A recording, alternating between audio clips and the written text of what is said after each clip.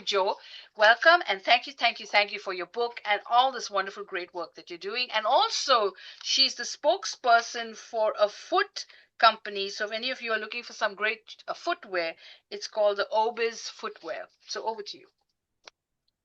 Thank you. And just my last name is actually spelled pronounced Giese. So yeah, the here's the title of the book, which I love.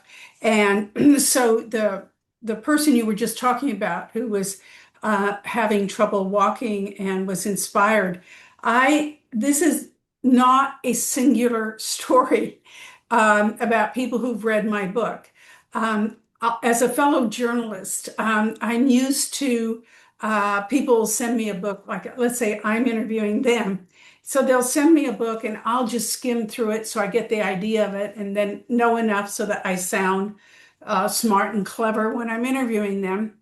But what I found with this book from the very first interview is that the woman interviewing me, I think she was from Philadelphia or somewhere, and she was going to, she had planned that she was just going to read like the first chapter and skim the book. So, she'd be, well enough informed.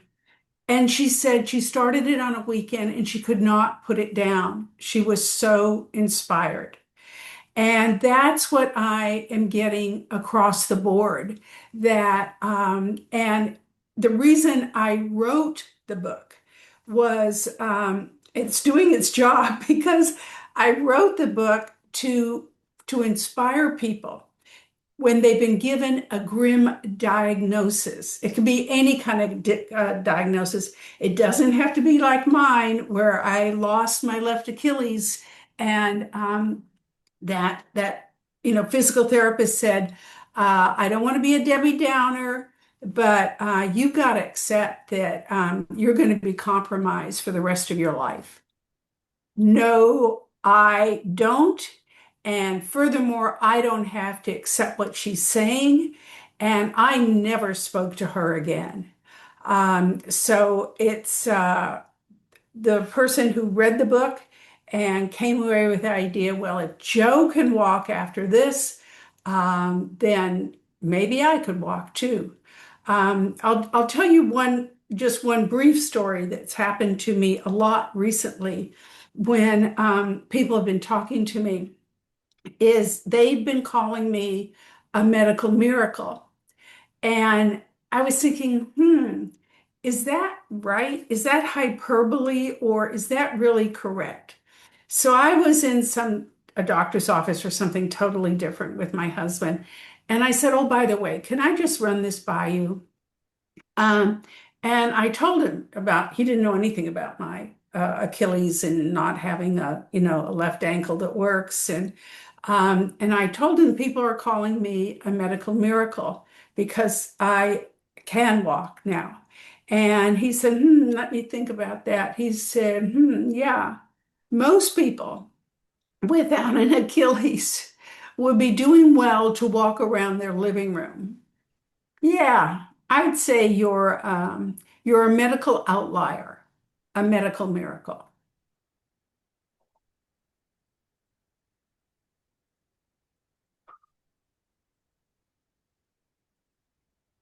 So, Elizabeth, are you going to ask me more questions or you want me to just continue? I want you to just continue because this is a talk show, and then we'll do questions at the end because we have other presenters coming after you. But I want you to tell people the story of your life before everything happened, that you were such a great hiker, and then how you hiked again, because that part of the book is what Elton and I absolutely love. Well, okay, then if we're going to start at the very beginning, then I'm going to show this dress. Okay. This is a little pinafore, an organza pinafore, really lacy. And when I grew up and was about 5 years old in Seattle, this is what little 5-year-old girls wore back then. I'm pretty sure they're not wearing them today, especially to hike. But that's what I would wear when I first started hiking. And we lived in Seattle, right on Lake Washington Boulevard. And I would leave our house, dressed pretty fancy like that, just my everyday clothes. I'd go over to Seward Park, which was like our front yard. And Seward Park was designed by the Olmsted family. They designed Central Park in New York City, one of the most gorgeous parks in the world. Although when I was 5 years old, I didn't know who had designed this park. And I'd take a couple pumps on the swing, and then I'd go up into the old growth forest that was there in the middle of the peninsula. And it had a soft bark path and beautiful evergreen trees, 2, 3 stories high on both sides of this path. And I'd wander up there by myself and then come back down and go home. And so a retired cop lived next door to us. And he said to my mom, "You might consider that she shouldn't do that alone by herself." And my mom said, being the original non-helicopter parent, she said, "Well, she likes it." And I did. The other thing my parents did for me when I was about the same age in Seattle, north of Seattle is one of the great, beautiful waterfalls of the world, Snoqualmie Falls. And what is so cool about it is it just characterizes what you expect when you see a waterfall. This top where the water's thundering down and it makes that huge, wonderful sound, and there's mist in the air and you're vibrating with it.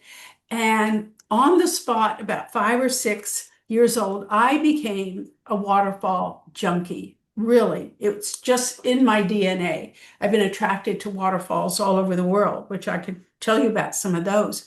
But what is so cool is like in the last year or so, I came across the scientific evidence about why we feel so good near a waterfall.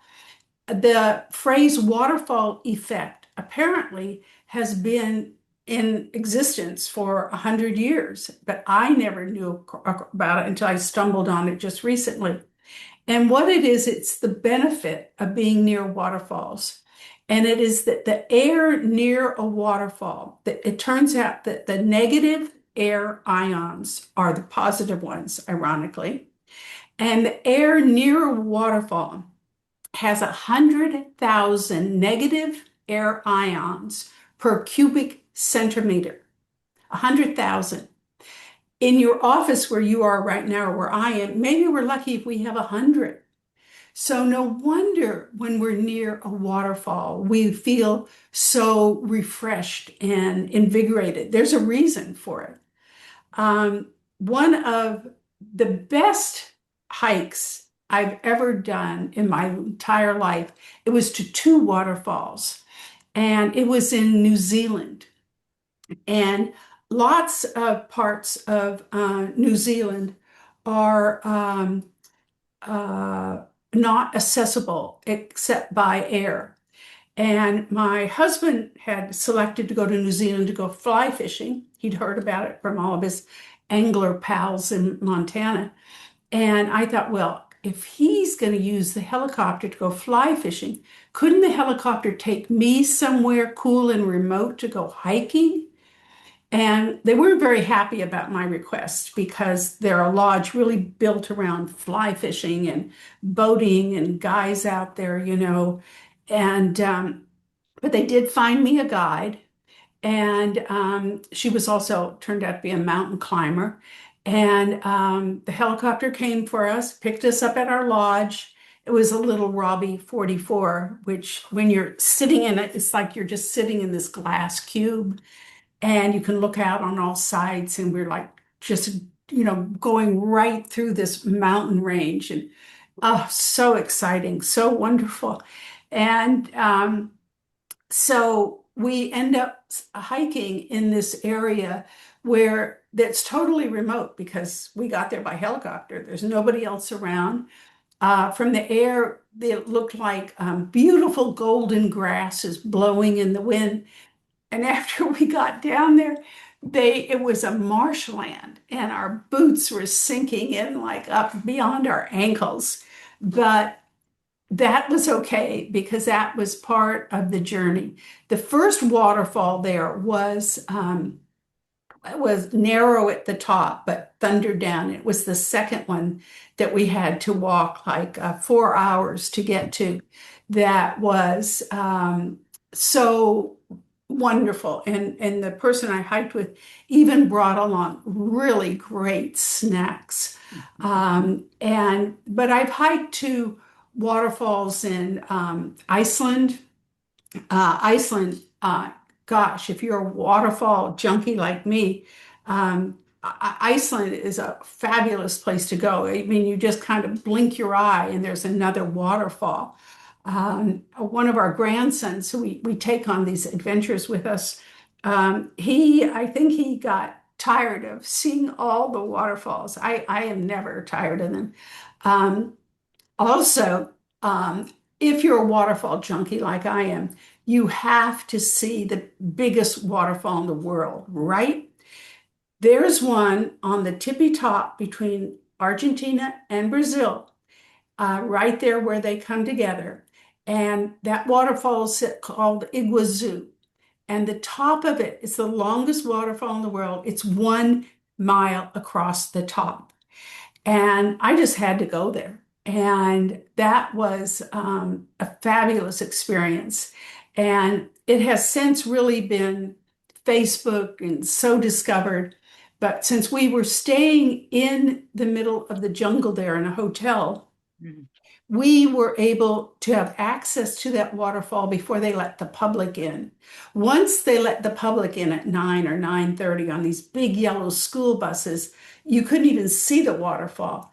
But prior to that, what you could see and you could hear, I mean, it was so rude and really ugly, is everybody just holding up their phone, taking their picture in front of themselves in front of the waterfall. So you could barely see the waterfall and you could hear barely hear it. You could hear all the clicking of people taking their photos.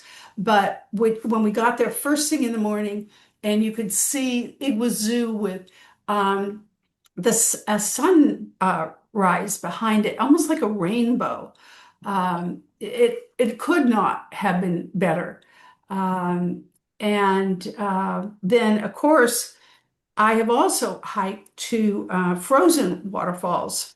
One winter, it had snowed in Montana, unlike this winter where we got no snow. And there was ice everywhere. And that time we put on some yak tracks underneath our hiking boots. Yak tracks are like clamps, crampons. And because you start down this kind of, well, not kind of, it's really a vertiginous path. It's very steep. And of course, it was pretty icy, and you've got poles, you've got the crampons. And the big payoff when you get down there is this beautiful wall. Maybe it's, at least 100, 150 feet across, maybe probably more.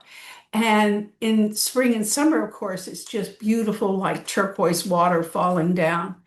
Then that winter day, actually, it was January 1st, the first day of winter that year, of January.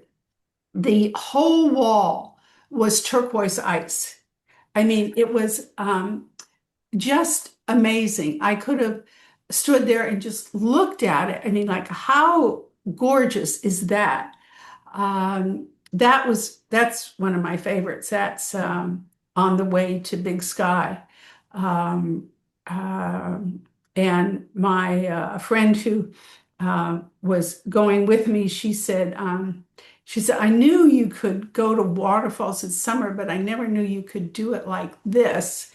And I mean, you have to be up for it. It's steep and it's icy, but I loved it. Um, I also have hiked to waterfalls in Bhutan, in Vietnam. Vietnam has some gorgeous waterfalls. Some of my very favorite waterfalls in the whole world are just, I'm in Southern California, are just north of us here. You take Highway 1 up the coast to Big Sur, And they have a couple waterfalls. And the other thing that's so cool about those, for people who aren't really that much into hiking or aren't that, for whatever reason, like your friend can't walk that much now, the waterfalls you can almost see from the road. I mean, you really should park your car and get out and take a full-on look at them. But they're very accessible and they're fabulous. Um, when I was going through my situation, which I'll tell you about, one person said to me at a certain stage, "So do you consider yourself an ex-walker, an ex-hiker?" And I went, "No, never, never, not on your life, never." So what happened to me? uh, Having had this really exuberant and lucky enough to have a really exuberant, healthy outdoor life, hiking all over the world, and most of the time to waterfalls. I was at home here in Southern California, the end of November, 2018. I was upstairs in my office here, and the doorbell rings. It's a friend I was expecting. And it's raining. It never rains in Southern California in November. And of course, now climate change, everything changes. But um, so I thought, well, I don't want her to get wet out there. So I left my desk, I ran down the steps, and I missed the bottom two stairs. And I went flying horizontally. I landed flat out on the front of my body. Now, my husband heard the crash and probably my scream, and he came running, and I said, "Let Lana in. She's getting wet out there." So he gets Lana. He's on one side, Lana's on the other. They get me up from the floor. They get me to urgent care and right before it closes. And it's a miserable night. It's first of all, it's dark and it's rainy. It's not like what you think of as Southern California. And I'm on crutches now that I crutch into urgent care. And the doctor there, when she sees the little x-ray they just took, um, she goes, she turns all white and she goes, I hate to tell you this, but you have a total rupture in your left Achilles and you're going to need surgery. And I think, oh, that's fine. I had no an orthopedist I can call. He'd done a little surgery once on one of my knees before, and I call him right there from urgent care. I had his cell number, and he says, "Sure, come in tomorrow morning at 8 a.m." So my husband gets a wheelchair from urgent care. They loan it to him. He wheels me into urgent care the next morning. And this doctor who had done just a little tweaking on my knee at one point says, I can do this. I did, and he recognizes I have a total tear in the left Achilles. And he says, "I can do this. I did Achilles repair 20, 30 years ago." Now, all of you, if some doctor in front of you says, "I can fix this for you. I used to fix this 20, 30 years ago," whatever it is that they're about to fix, you are smart enough and calm enough that you would probably say, "You know what, Fred, thank you very much. But we're going to do a little more research now and see who is doing Achilles repair 20, 30 minutes ago." But we didn't do that. That's our big first mistake in this journey, because here's someone in front of us. He tweaked me a little bit before on my knee, and we thought, this will be fine. Um, well, that was our first big mistake. He did the surgery. The area around where he did the surgery down in the ankle area, when they 12, 14 days later, when they took all the bandages off, it had become he's in the room when they're taking the bandages off, and he goes, "Wait, that's necrotic." And I'm not even sure I knew what the word necrotic meant then, or necrosis, but it means dead. And you do not want to have any place or part on your body that is dead. And because it could, be turn into sepsis and it could spread. It's really serious. And so he refers me to some trauma wound surgeons, and just to, first of all, to start to fix the necrosis where the wound is. Now we're not even talking about the Achilles. And so about 3, 4 surgeries later, because we're talking about the necrosis now, the trauma wound surgeon I'd gotten to at this point, he says, "Okay, we're going to do a 2-in-1 surgery here." He said he's going to fix the infection, and the orthopedic surgeon will be in there to reattach the Achilles. They're going to do both at the same time. And the surgery will probably take 3 to 4 hours, but they're both very upbeat about this. Well, I'm in about an hour later, I'm in the recovery room, and the trauma wound surgeon is there. And he said, we could not reattach the Achilles. It had died. A dead Achilles? And he said, "You want to see the picture?"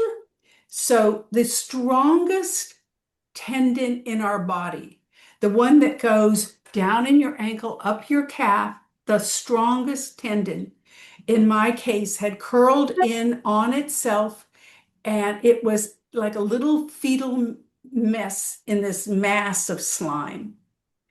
And there was no way to reattach it. It had died. And so then I think, well, now what do we do? And so at a certain point in this journey, the doctor who had really botched the surgery sent me an email. He obviously knew that I was not walking. I was using a knee scooter. To make the knee scooter business more fun, because there was nothing fun about it at this stage, I attached this ding-a-ling bell to the scooter. So when I would scoot around, pumping with my right leg and, um, you know, getting the knee scooter to get around, I I would uh,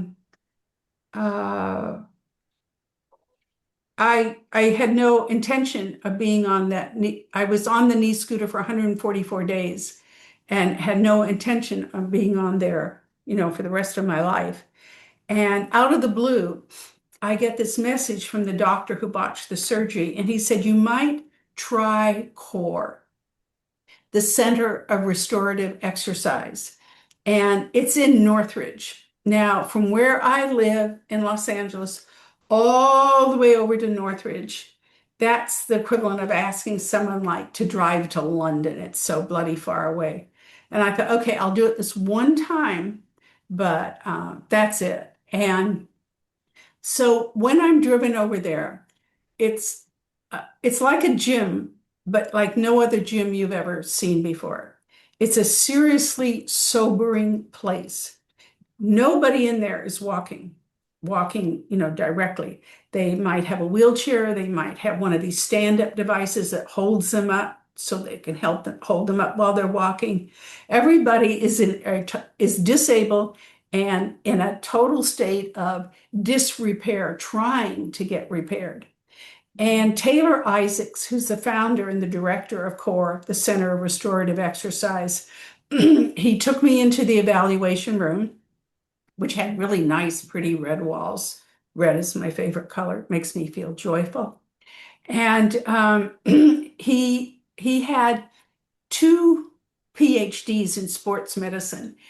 but he had never worked with someone without an Achilles. Most of the people he worked with had spinal cord injuries. So they had neurological deficits and they had orthopedic.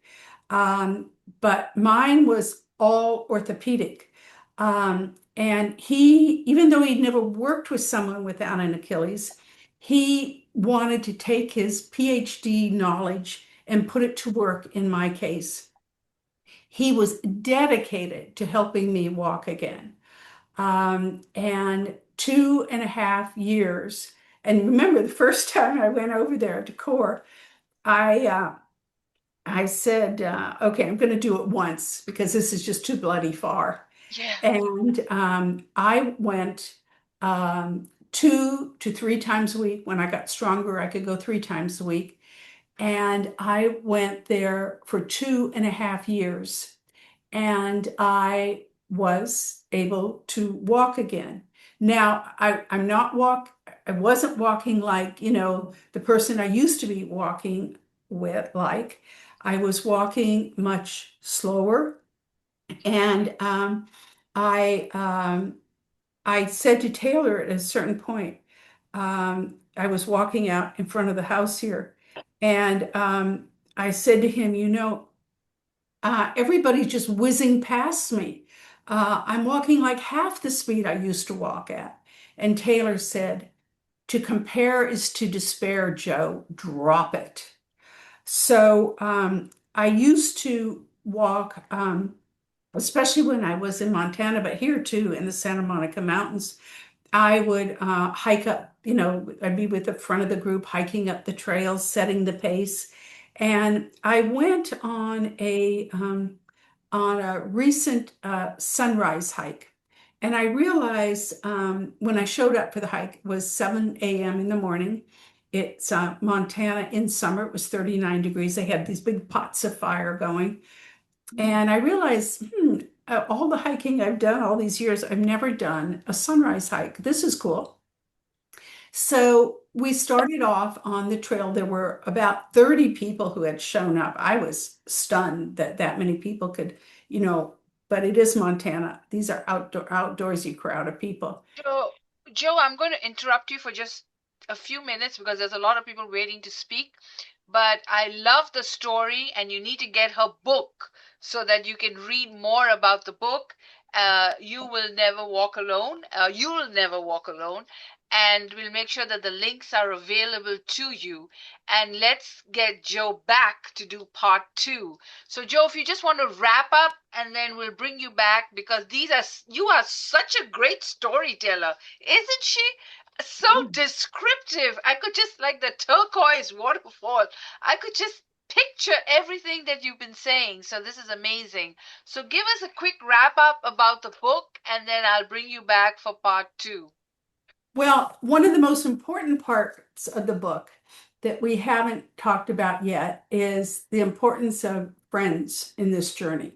And that's why we selected this title for the book. The book original title was Keep Chasing Waterfalls. But You'll Never Walk Alone is really what it's about. Is about all the friends and the different doctors that were helpful. They are the reason I am walking today. You cannot do a journey like this by yourself. So don't even think about it. And I'm just grateful I am where I am. I recently I was out walking on our street here, and one of the neighbors said, "You're limping," and I just he didn't know my story, and I just went, limping. I'm still limping. But so it's different how it used to be. And I hike now, I walk now with a group called the Walkie Talkies because we walk slow enough so we can walk and talk at the same time, where the idea is not just to race up the mountain. So an accident like this can change your life, but it doesn't have to be all negative and joyless. You can make the most of it and create a new group, the Walkie Talkies. Yeah. So there you have it. I love it. I just love every time you come on board, and we'll have questions in a minute. But what I'm going to do is I'm going to break everybody into a breakout room so each of you get to meet someone new. And I want you to share a walking story. Just introduce your businesses, introduce what you do, and then I'm going to bring you all back to listen to Ken, who's a great listener. And actually, I'll keep Ken with me because I want to just talk about the next session, and then we're going to go into the game Get Nine. So what we'll do is we'll do a quick Q&A when everybody comes back, and then we'll get into Get Nine. And we have a lot of academics here who want to talk about mathematics, and so each of you will get a chance to introduce what you all are doing. Such amazing work with math literacy as we celebrate April as the Financial Literacy Month. All right, so I'm going to break you all into groups real quick, and then let me see, where's the rooms? As usual, when you're trying to find something, where is my break? Oh, here we go. So I'm going to let the computer do it so that I don't have to think about who's going where, and we're going to do 2 rooms. And Ken, you can stay with me. All right, thank you. All right, so just join your groups when you see. Do you see your names? Great.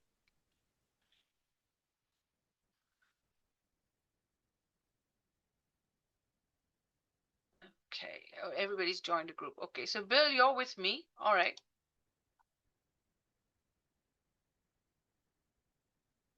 JC, you've not joined, so introduce yourself. Can I see your video, JC? Hello? I can't see you. JC, can you turn your voice on? No. All right, never mind.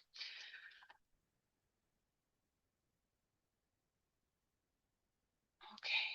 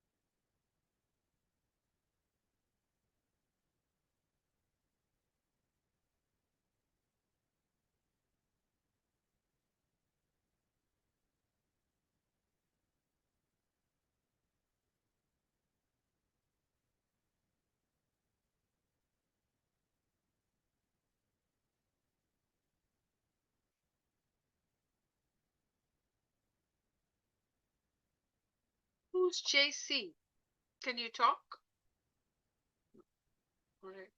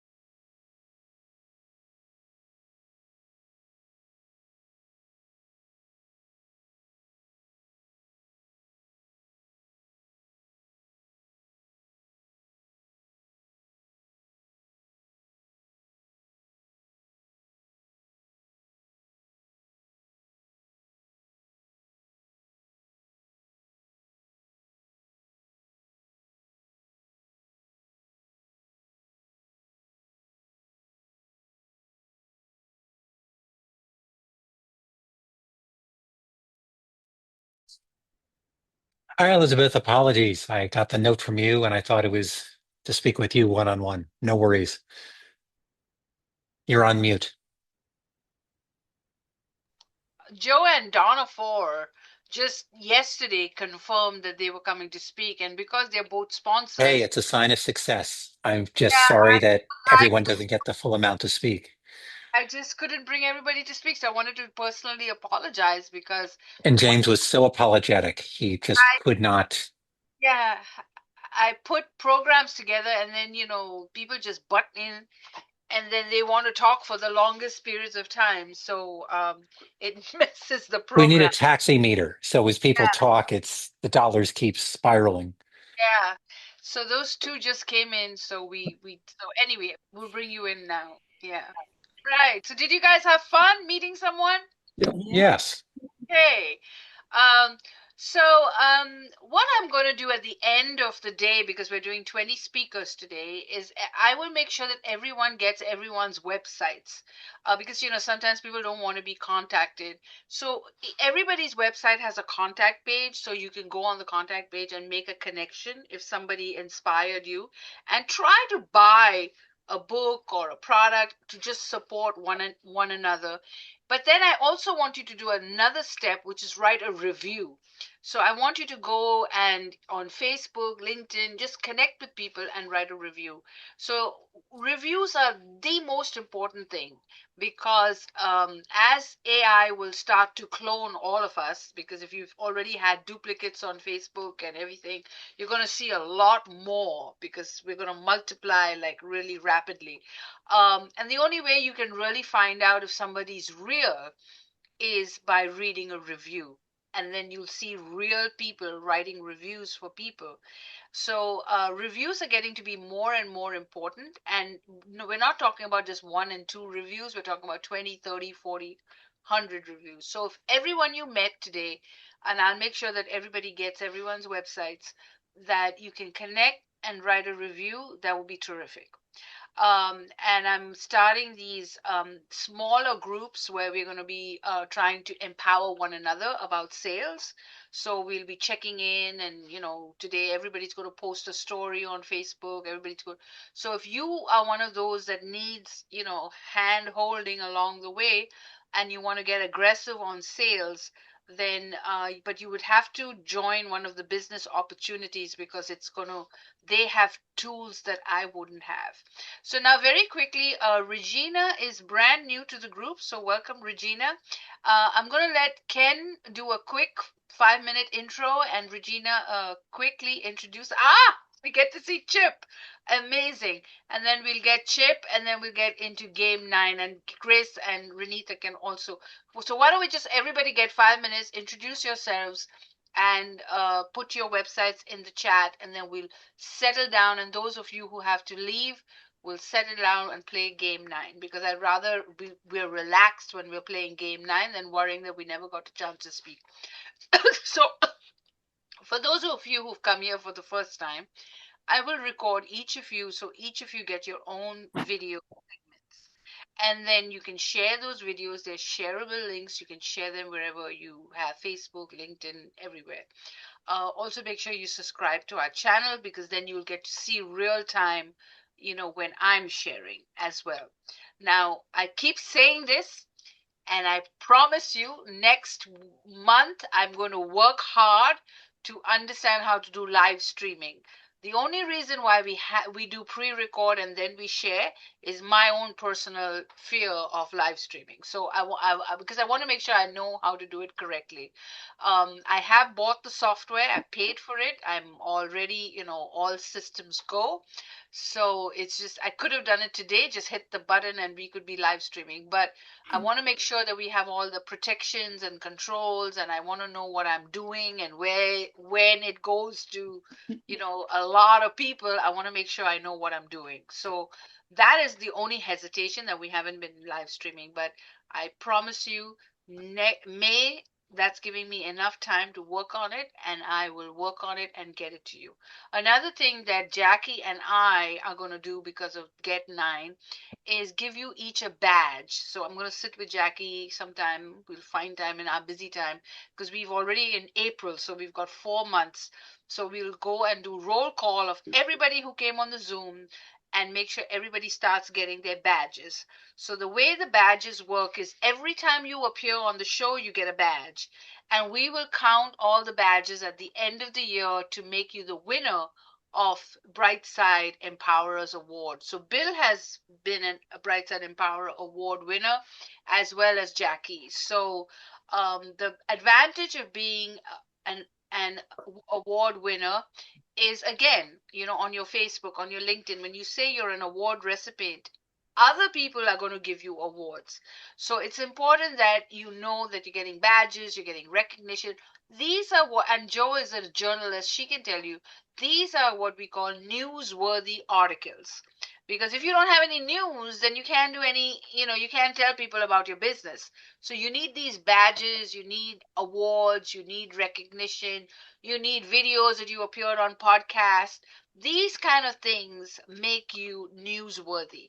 So you want to get more newsworthy. So every time you appear on the show, these are some of the advantages that you get for sitting in the waiting room and listening to other people. There are some advantages of being on today. Another advantage is we're giving away prizes. So we're giving away Bill Pickney's wonderful book, A Tale of Two Climates. I don't know if you can see it, but I can turn my screen off. We're also giving away some mushroom coffee, which is just amazing for those of you who want to quit coffee and still get the bump that coffee gives you, and more health benefits than you can imagine. And then we're also giving away a free consultation for those of you who want to go to Turkey for a dental implant for a fraction of what it would cost you to do it in the United States. So if you want to do cosmetic surgery, you want to get your hip replaced, you want to do some surgery that your insurance won't cover, make sure you talk to your doctor. And like Jo said, make sure you do your research. Don't just take my word for it. It's a sponsor. Somebody sponsored us for the prize. And next week, all of you will be entered to get $1,000 towards your surgery. So if somebody's going to win that $1,000. So lots of prizes are coming up. I'm entering everybody to win, and then we'll do a drawing tonight. If you can come back at 6 p.m., we will be doing our authors at 6 to 8, and then we'll be doing a big, massive networking event with Robert Butwin, who is the master networker and AI. So we're going to be talking all about AI. And so if you all are interested in getting into AI, trying all AI tools for your business, advancing, come back. It's worth your time. All right. So without further ado, let's start with Regina, and then we'll go with Chip and Grace, and then we'll play Get 9. And if anyone has any questions.